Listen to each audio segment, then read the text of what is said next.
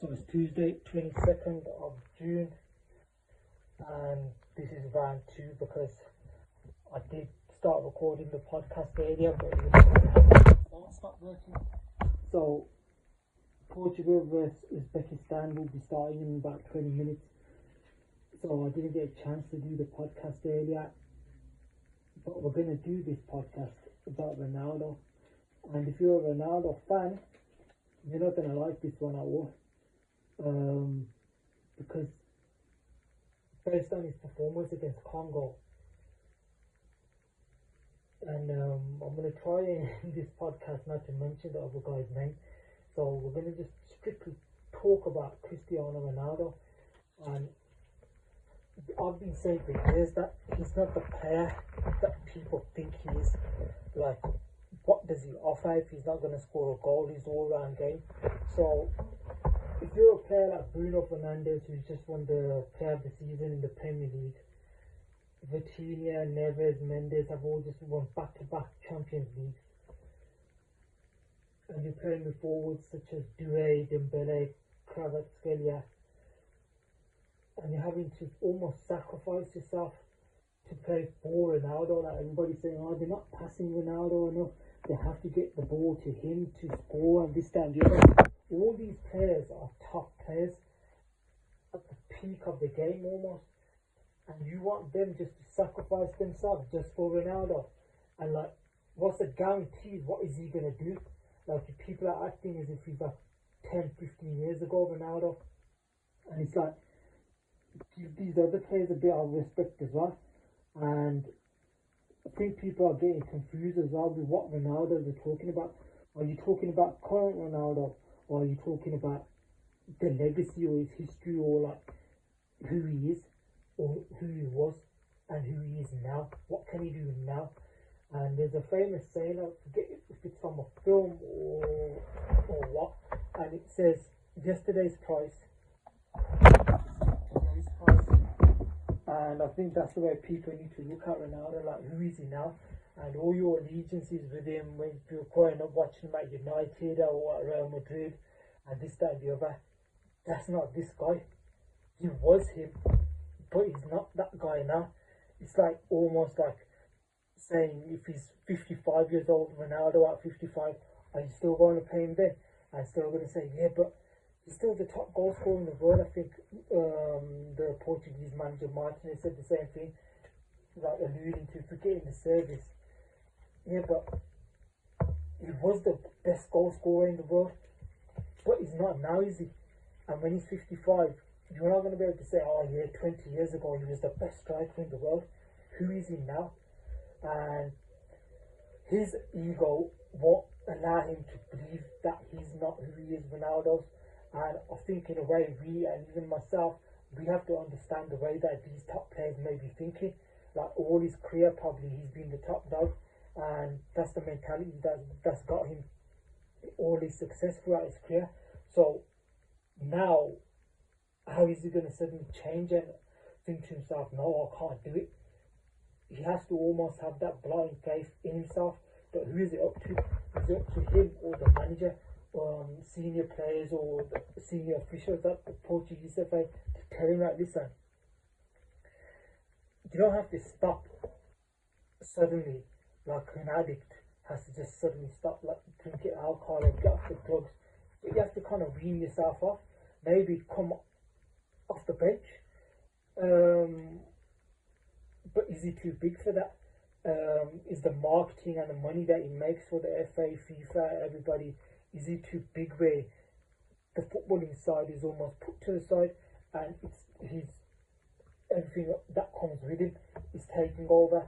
And I've always said, isn't it better if he was to, just come off the bench after 70 minutes and get the plaudits, maybe score a goal, and even if Portugal win it, even if somebody scores a hat-trick in the final and Portugal win it, it's going to be Ronaldo who gets all the plaudits, and it's going to be him on the front pages of the newspapers. So wouldn't that be better for him and for Portugal?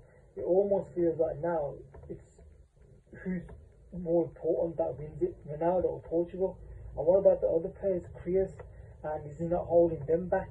And in a way, people might say, oh yeah, but he's still the best goal scorer that we've got, and in training he's the best goal scorer. But maybe you could put somebody up front or another forward, and he's not as good as goal scorer as Ronaldo, but he helps the team more.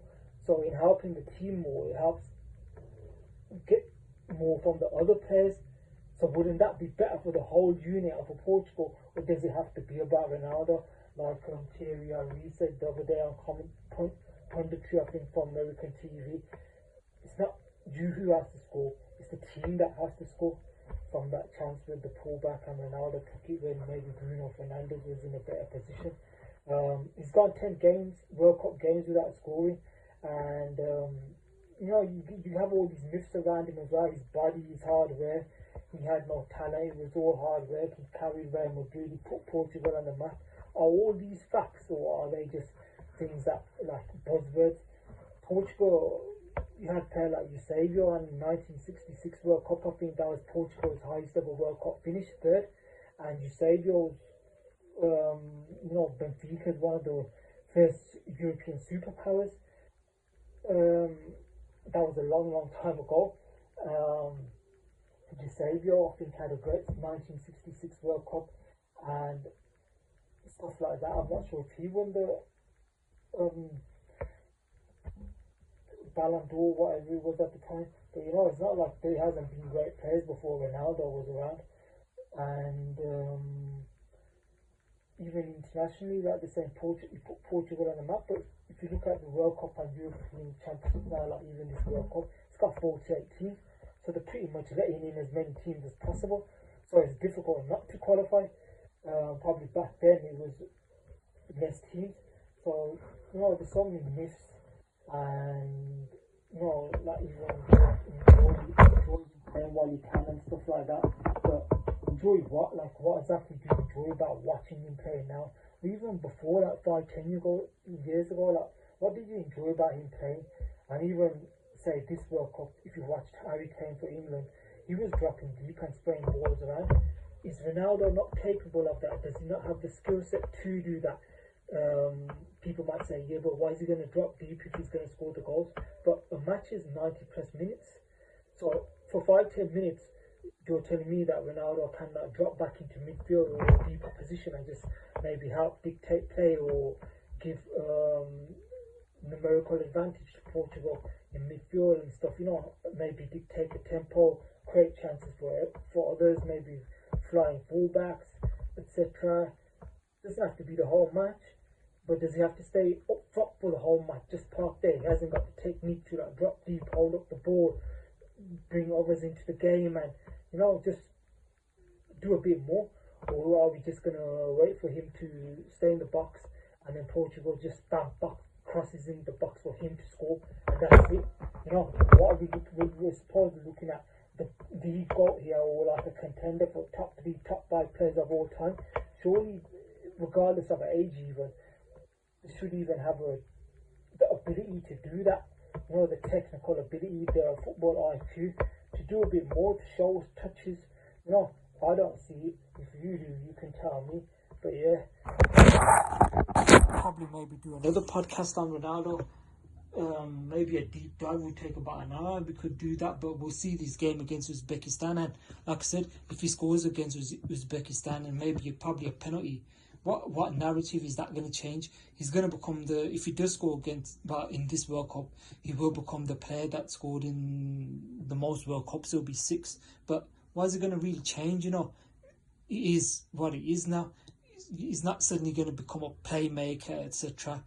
He might score a good goal even, but it most likely be a tap-in or close-range goal. But that's not going to change in my opinions. But for fans, some fans it might. But let's see what happens. And then we may have another podcast coming. Maybe tomorrow, depending on this match or another matches as well. So yeah, I would say enjoy him, but what is there to enjoy really? But let's see what happens. Yeah.